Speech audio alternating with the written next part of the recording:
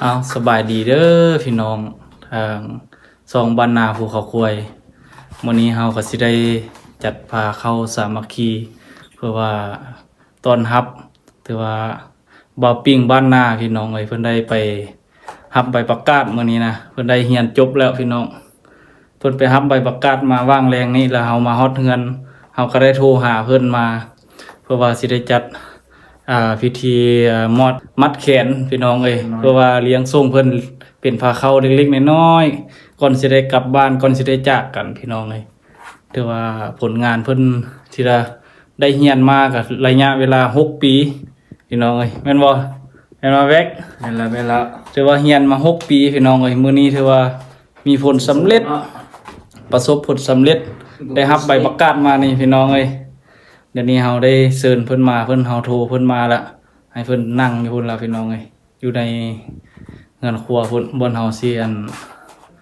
มัดแขนให้เพิ่นพี่น้องเอ้ยเบิ่งไปพี่น้องไปเบิ่งนำกันเลยไปแบกจัดการโอ้ยตื่นเต้นแทนพี่น้องเอ้ยดีอกดีใจหมู่ครูประสบผลสำเร็จเอาใส่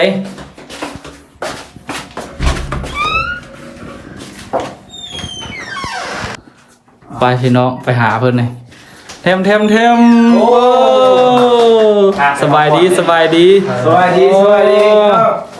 นี่เด้อพี่น้องเด้อมืองามยามดีได้มื้อนี้น่ะมืองามยามดีมือ3วันดีมือ4วันซ้อมรอคอยก็คือการศึกษาคำเฮียนป้ามีดอกไม้อีก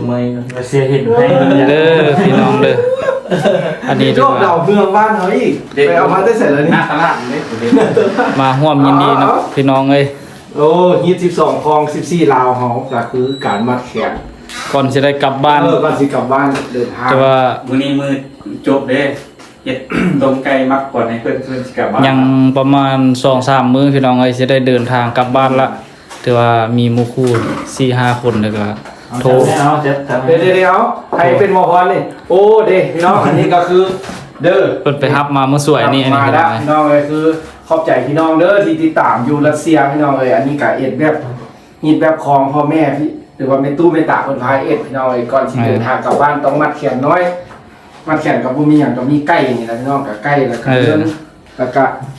ฝ้ายมัดแขนดอกไม้นี่แล้วก็เข้าจ้ำนี่แล้วคาดบ่ได้ก็คือน้ำเหล้าน้ำเบียร์เย็นใส่จอกน้อยๆเพื่อเอาได้แล้วนี่นะเข้าใจพี่น้องที่ติดตามแล้วก็คือพวกเราก็เฮียนจบจากประเทศรัสเซียพี่น้องนี่ก็คือไปประกาศนียบัตรทางในกันเอามาบ่ได้พี่น้องมันสิเปียกของแท้อยู่ในเพิ่นกล้ามันเอาได้เบิ่งแต่ปุกเพิ่นแต่ว่า6ปีบ่นี่ละพี่น้องแต่ว่าผ่านร้อนผ่านหนาวมาเนาะบ่แม่นธรรมดาเพื่อสิประสบผลสำเร็จพี่น้องเพื่อสิมาฮอดมื้อนี้ถือว่าแล้วก็คือการใช้ชีวิตของหัวเฮาก็คือการไปตลาดตะลีต่อไปก็สิบ่ได้เห็นอะไรพี่น้องเลยสิได้เมื่อบ้านล่ะกันปากสีซุกต่อเด้อพี่น้องคันสีซุกเพิ่นตั้งซ่องก็สิได้เห็นสีซุกอยู่รัสเซียเอามาเอาหมอพรเอาหมอพรก่อนได้รอมั่วกันเนี่ยเอาอันนี้เราเป็นหมอพรสีซุกเป็นหมอพรอย่างนี้เงียบก่อนรอคอก่อนบ่ได้ร้องเลยให้เอ็ดจะได้นี่อันนี้แหละเอาแต่ยิงเอาก่อนเนาะโอ้เศรษฐีภูมิเทียนเนาะใจเนาะเกิดที่ตู่เกิดได้ที่เนาะเป็นการจับจุ่มเอาก็ได้เนาะจุ่มเอาจุ่มนี่เอาจุ่มกันเขาจุ่มเลยวะคือจะจุ่มให้เอาก่อนเพราะจับนี่นะเอามาเอาดินแบกตั้งนะโอ้โอ้ยขาดเลยเอาเริ่มวันนี้มือสั่นวันดีมือสีวันชอบมือประกอบวันงามถือว่าได้มาผูกคอโตแขนให้ทางงานปิงป้องหรือว่าเจ้าของทรงบ้านนาภูเขาควายคือพี่น้องได้ฮู้ได้เห็นนั้นถือว่าได้มามัดแขนเฮ็ดพาเข้าเล็กๆน้อยๆถือว่ามาร่วมยินดีนำเพิ่นถือว่าได้จบการศึกษาห้ำเฮียนในระยะ6 ปีอยู่ประเทศรัสเซียพี่น้องเลยแต่ว่าเอากับบ่ได้มีหยังหมู่คู่ก็มีไก่ตัวนึงแล้วก็มีเงินน้อยนึงพี่น้องเอ้ยมีป้ายผู้แขนเดินทางเนาะแม่นมันเดินทางตัวสิได้มาวัดแขนป้ายนี่ก็มาที่ลาวมานี่เอามาแต่ลาวอันนี้นะเพื่อไว้เนาะเลย มา เอา มือ มัดเบื้องซ้ายมัดเบื้องขวา มัดเบื้องใดก็ได้มัดทั้งสองเบื้องอะไรเอาครับ เอามา มัดเอาใหญ่กันใหญ่กันเอา เอาแบกมาเอาโอ้ใส่เงินดิเอาโอ้ทุก โอ้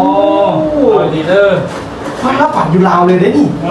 กลับดีเลย ให้เขาขวดมัดก่อ พั น กก่อนอยู่ลาวอีกเดียว เอ นี่ อมีมือสามทีมือสี่กับชมพอกันงามมัดเขียนเด้อหายคนนี้หายคนนี้หายคนนี้ดีกว่าเขาดีกว่า ครอบ เขา ครอบเจ้าถิ่นเจ้าฐานอยู่นี่พร้อมเพียงเอามาอยู่นี่ แห่งเด้อ ลูกหลานที่ได้เดินทางกลับแล้ว ไปไปอย่างนี้ถือว่ามายินดีนำได้มื้อนี้นะแต่ว่าเรียนจบละใกล้สิได้กลับบ้านกลับซ่องแล้วกลับไปปฏิบัติหน้าที่เรียนงานต่ออยู่ทางบ้านทำงานเฮาละบาดนี่นะไปรับใส่ซาดรับใส่ โอ้มันสิเหี้ยนะงัดเข้ามา แล้ แล้ว วงัดก็กระได้บ่เป็นหยังเอามัดเลยบ่ได้ฮู้เว้าล่ะบ่ได้ฮู้เว้าหยังก็เว้า เอาเลยได้เงินนี่เอาเลยได้นี่เอาให้ เอาเลยละ เจ้าเป็นนาย โอ้สนุกครับ เจ้าเป็นนายได้ป่ะนี่นะให้ได้แฟนบุกมูได้ซื้องามเด้อกลับมาเลยบ้านหนึงอ่ะ เราให้คนดีเด็กเราเด้อบ่รู้เลย เอา ที่รอคอย โอ้ยขอบใจเด้อ เราเป็นดีใจนะเจ้าได้เฮาได้โอ้ยเจ้าฮักแล้วมาขึ้นใส่เฮาตอนนี้ยังไกลแค่ว่า มันเอามันหักสิจบกันสักคน เคิดเฮานี่คนบ่หลายเนาะ ใจมันไปสิฮะไม่ได้นะเอามัดไหม เฮ็ดดซัน เอามัดไหมเลยเอา ยับเข้าไปพุ่นยับเข้าไปหากันเนาะนี่แหละผลงานพี่น้องเอ้ยเอาอันนั้นใช้ได้คัน ดีโคตรเข้า เอาไปประกาศเพิ่นใส่ได้หั่นน่ะ ใบอุดใบทุนใบลำบากยากให้ เอาเงินเดือน เพื่อสิได้มา6ปี โอ้ยใบอุดใบทุนแท้ๆเลยนี่ นี่แหละพี่น้องเอ้ยฮิต12ของ14เฮาเด้ออันนี้เนาะ จนได้ แต่ว่าอยู่ใส่เพิ่นก็ได้เฮ็ดอันนี้พ่อแม่เฮาพาเฮ็ดพี่น้องเอ้ย ปลอดภัยให้เป็นเจ้าเป็นนายอยู่ลาวพุ่นแหละ คือ เอา กลับไปบ้านไปซ่องกับปฏิบัติต่ออยู่พุ่นเด้อ ขอบใจอยู่ครู เอาวันนี้ใคร น้องไอ้ดูดีมีแฮงจับเลยปะไอ้มุก เข้ามาไอ้ซิ เอามาไอ้มุกกันไอ้มุ เอา ก ถ่ายรูปพร้อมเนาะ นี่นะ เจ้าหน้าที่กับตัวนี้ ตาลไก่ขอนบ่ให้แนวก็เอาวันคนมาไก่ปิ้งวันนั้นน่ะพาไก่ขอน เอาป้อมีแต่ใกล้มาเลย ปิดพาเข้าเล็กๆน้อยๆมื้อนี้นะล้างใบประกาศ ประกาศนี่แล้วมีไก่ปิ้งตัวนึงประตูไก่ตัวนึงพาเข้าเล็กๆน้อยๆเครื่องปกติอะไรพี่น้องเอ้ย เอาคือว่ามื้อนี้ก็ถือว่าเป็นระเบียบดีพี่น้องเอ้ยนุ่งเครื่องนุ่งของรถแต่ละมื้อนี่แล้วมันฟ้ากินข้าวมันยุ่งมันยะมันฮ้อนพี่น้องเอ้ย มาพี่น้องเอ้ย มากินข้าวกันนี่นะ กินข้าวนํกัน เล็กๆน้อยๆเด้อพี่น้อง 5-6คนซ้ำนี้ได้ นี่เด้อเดินโน่นจังเลยว่าเดือนนึง เอาฝากสีซุกแล้วก็ฝากเบาหลวงพระบางเบาปากกระดิ่งอันนี้เบาเจริญไซหรือว่ายังบ้านได้เมือพี่น้องมีแต่เฮาอยู่เฮือนหลังนี้ก็คือจะมีแต่เฮาพี่น้องได้เดินทางกลับ ตอนนี้ก็สิกินข้าวซุมกันเด้อพี่น้องเล็กๆน้อยๆนี่แหละสภาพพวกเขาอยู่กันจะสิแหละพี่น้องเอ้ยตอนนี้ก็สิเอาโทรศัพท์ไปพักผ่อนแล้วก็กินข้าวซุมกันเนาะมาดิเนาะเถือว่าพอละซ้ำนี้พี่น้องเอ้ยถ่ายให้เบิ่งอันนี้ก็เป็นชีวิตอันหนึงที่อยู่พี่น้องเอ้ยนี่สิละก็อยู่ร่วมกันจะสิละนี่อันนี้ก็เป็นเงินเศร้าเข้าซื้อที่มา การได้การมา เอาพี่น้องเอ้ยมื้อนี้เฮาสิมาถามความรู้สึกบ้านนาเพิ่นว่าเพิ่นสิรู้สึกแนวใดคือว่ารับใบประกาศมื้อนี้ เอาถามมาได้ละสิพ่อให้ฟังได้ประสบการณ์ที่ผ่านมา เอาลอง เนาะถามมาแล้วไหมถามยัง แต่ว่าความรู้สึกมื้อนี้เป็นจังไดที่ว่าเฮาผ่านการทำเรียนมา6ปีนี่ความรู้สึกที่ว่าได้รับใบประกาศในมื้อนี้มันเป็นจังไดความรู้สึกของเฮา คืออันนั้นความรู้สึกคอมเมนต์ตอนนี้ก็แบบว่ารู้สึกภูมิใจครับแม่นภูมิใจตนเองพี่น้องที่ความอดทนความสู้ซนแบบว่าผ่านร้อนผ่านหนาวแล้วดูหนาวก็ตากหนาวจนคางสั้นบางเทื่อจนไปบ่ได้พี่น้อง หิมะเนาะหิมะตก บางเทื่อบางมื้อมันก็ลบฮอด30หรือว่าฮอด40องศาพวกเขาก็บางเทื่อไปบ่ได้เพราะว่ารัสเซียมันหนาวพี่น้องเอ้ยกับความรู้สึกแท้ๆกับมันดีใจหลายพี่น้องแล้วก็ภูมิใจตัวเองภูมิใจ แต่ ที่ ว่าสามารถญาติมาได้เนาะ แม่น มีผลสำเร็จ ภูมิใจตัวองแล้วก็ดีใจที่หมู่คู่อยู่นํกันแล้วก็ช่วยเหลือกันแบบว่าเอามาอยู่ที่เนาะไก่พ่อไก่แม่มีหยังเขาก็ช่วยเหลือกันมีเงินก็สิใช้ละ เก็บเงิน เล เลย ยกันพี่น้องแบบว่าเฮามาอยู่กับคือประสบการณ์เนาะมันก็กินข้าวก็บ่คือพี่น้องเลยกินข้าวกินอะไรอย่าง แนวบ่ได้กินก็ได้กิน เอาเป็นต้นแม่นอย่างเอาแนวบ่ได้กินแล้วได้กินตลอดได้กินประจำ อา เอา หารอยู่รัสเซียก็คือแนวบ่ได้กินได้แท้ๆพี่น้องเคย ต้มมันฝรั่งใส่กับกะหล่ำป่นกันแล้วเอ็ดโอตัวเลยพี่น้องแล้วเป็นคนบ้านเพิ่นแล้วไม่เอาคุยแล้วไม่เอาแล้วเป็นบ่ได้ยอมเพิ่นอันต้มมันฝรั่งแล้วมันเอากะหล่ำใส่น้ำกันแล้วก็กินแล้วก็มีข้าวบะเล่ครับข้าวดำบ้านเราเอิ้นกับข้าวดำแต่ภาษาบ้านเพิ่นข้าวบะเล่ อยู่บ้านเฮาเราบ่ได้กินเนาะแบบนี้เนาะ กินแล้วก็เป็นประเภทมักแตงดอง มัก แตง เต ด ง อง ดอ มั ง กเล่นดองที่เขาเจ้าเอามาให้กินเพราะว่าบ้านเพิ่นมันบ่มีมะม่วงมะขามเนี่ยแล้วอาศัยกินของดองนี่แทนเป็นธาตุส้มที่ให้สุขภาพมันไหลเวียนห่างกายนะแบบไทยเทมันได้พี่น้อง ให้มัน กิส้ มีวิตามินส้มเนาะ แต่ความรู้สึกก็คือแบบ อันที่อยากเว้าแท้ๆก็คือให้อดทนเวลาเราขึ้นห้องทำโรงเรียนก็คือการภาษาปากเว้า ตัวนี้แล้วมันสำคัญหลายเพราะว่าเขามาอยู่ที่บ่ได้เว้าภาษาลาวเขาเว้าได้แต่เขาอยู่นี่แต่เขาเข้าไปในโรงเรียนเขาก็ต้องเว้าแต่ภาษารัสเซีย เว้าภาษาลาวเพิ่นบ่เข้าใจนำเฮาได้เนาะ และอีกหนึ่งแล้วก็เขาต้องได้อดทนเรียนให้ได้คันเฮาเรียนบ่ได้ก็สิทึกเพิ่นหาย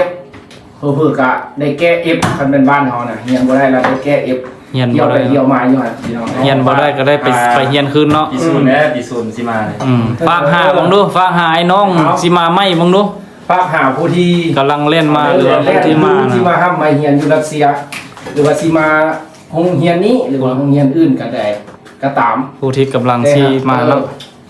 ท่านผู้ใดสิมาก็ให้เกี่ยมจิตเกี่ยมใจเกี่ยมความอดทนมาหลายๆเงินคำมันบ่เกี่ยมมาก็ได้อยู่ที่เพิ่นก็มีให้ครับบ่ให้หลายให้แต่พอได้ซื้ออยู่ซื้อกิน เพิ่นไล่ไว้ให้แล้วเนาะ ไล่ไว้ให้แล้ว อันรักแท้ๆนี่อย่าลืมมันเจ้าประเดช แม่นละอย่าลืมเลยนะเจ้าประเทศอยู่รัสเซียบ่มีมะเพชร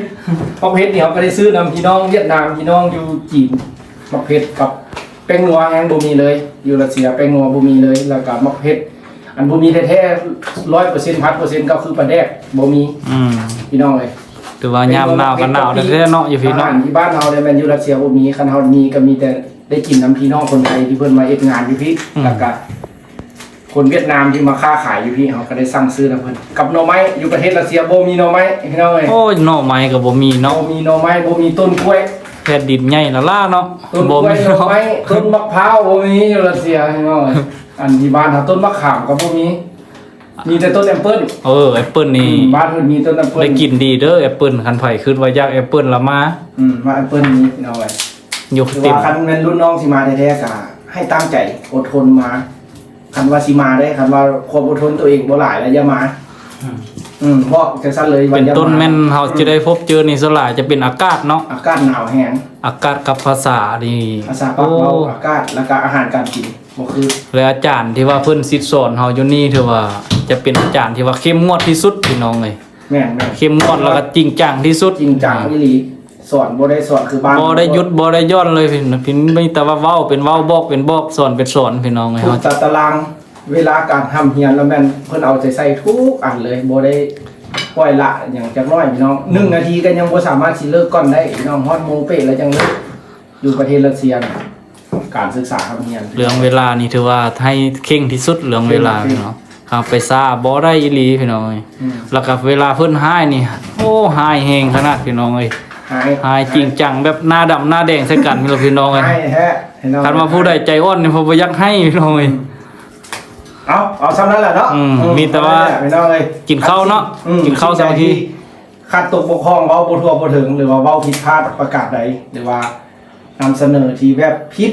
ต้องหรือว่าเฮาเฮ็ดกิจกรรมกันแต่ละมื้อถือว่าผ่านมาถ้ามันผิดพลาดก็เฮาขอโทษขออภัยผู้ที่เข้ามารับชมเว้าบ่สุภาพหรือว่านำเสนอบ่ครบถ้วนก็คือว่าขอโทษขออภัยพี่น้องเพราะว่า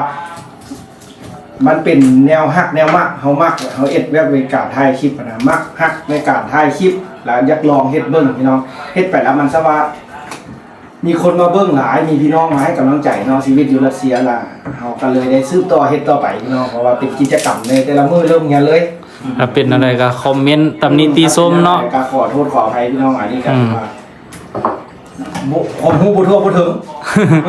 เอาไป เป็น ได้ละ เป็นมือใหม่แล้วเนาะ ไปกิน เอา ข้าวเด้พี่น้องเลยมัดแขนแล้วล่ะก็มากินข้าวบาดนี่นะอาหารก็แม่นมีปิ้งไก่แล้วก็ต้มไก่น้ำแกงแล้วก็เอ็ดฮูบพี่น้องเลยทำต้มไก่น้ำซุปนี่4 คน4ซุป มาพี่น้องเอ้ย เฉลอเบา เจริญไซปากกระดิ่ง